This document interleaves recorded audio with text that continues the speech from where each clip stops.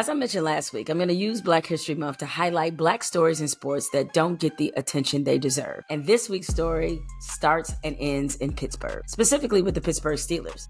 Now, the Steelers are one of the most revered and successful franchises in NFL history.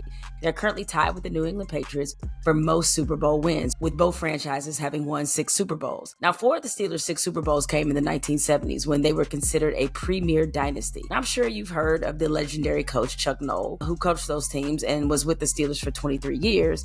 And of course, the Rooney family, who is considered to be the gold standard of pro football ownership. But there was another man who played a critical role in the Steelers becoming a dynasty.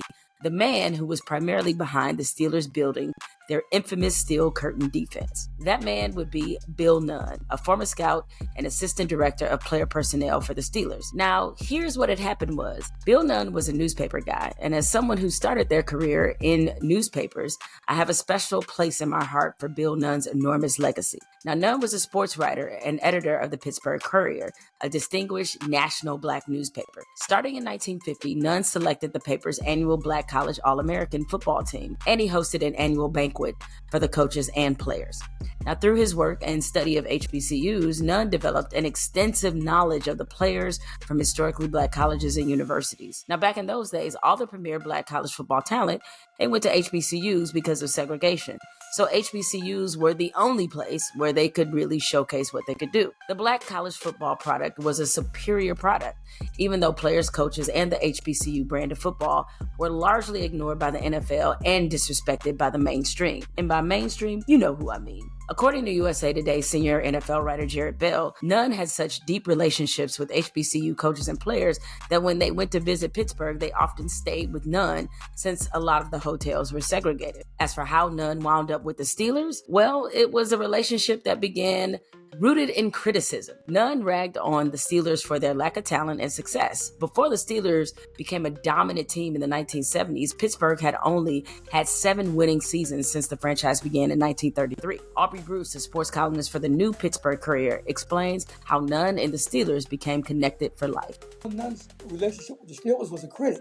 He was criticizing the team for not having Black players, and we cannot forget Dan Rooney. Mr. Rooney said, well, you're so much of an expert, come on over and scout and get some plays. Now, Bill Nunn's response was say less, or whatever the 1960s version of that was. The Steelers hired Nunn as a part-time scout in 1967, 2 years before they hired Chuck Noll, who coached the Steelers to their first 4 Super Bowl victories. But it was Nunn who had the secret sauce. From the stories that Bill told me, some of the scouts weren't very comfortable of going into those schools, the historically Black colleges, scouting players. They didn't always think that they would have access to them. That was Mean Joe Green, one of the key defensive forces that was part of the Steelers' infamous steel curtain defense.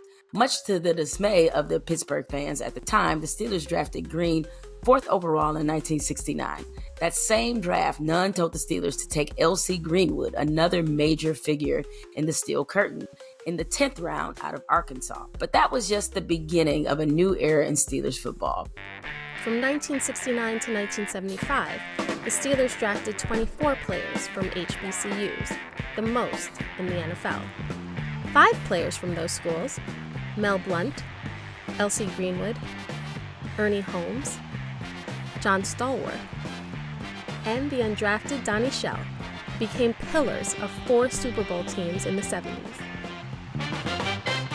In 1974, the Steelers added 5 Hall of Famers to their roster, 4 of which were drafted. It's considered to be one of the greatest NFL draft classes in history. The Steelers drafted Lynn Swann, Jack Lambert, John Stallworth, and Mike Webster, and then they signed the undrafted rookie Donnie Shell. Nunn is credited for the entire reason the Steelers took Stallworth and Shell. With Nunn in their ear, 3/4 of that famed steel curtain defensive line came from HBCUs. While Nunn was known for his strong connection to HBCUs, that wasn't the only thing that Nunn brought to the table, said Kevin Colbert, who was the Steelers general manager for over 20 years. Of course, he was known for his work in the HBCUs and what he did in breaking down barriers and so on and so forth. But Bill scouted. The first time I was with him on the road, we spent a day at Boston College. Even though his expertise was the HBCUs, he was so much more than that. Nunn retired from the Steelers in 1987 as assistant personnel director. He never got to be a general manager, a position he was clearly qualified for. Even after he officially retired, Nunn still continued to work part-time for the Steelers.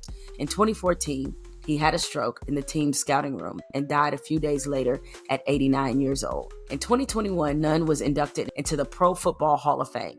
He is the first Black person in the Hall's history to be enshrined as a contributor. The same year of his induction, the Pro Football Writers of America renamed their award that honors distinguished reporting in pro football after Nunn. Unfortunately, these honors came for Nunn after his son, a famous actor I'm sure you'll recognize, had already passed away.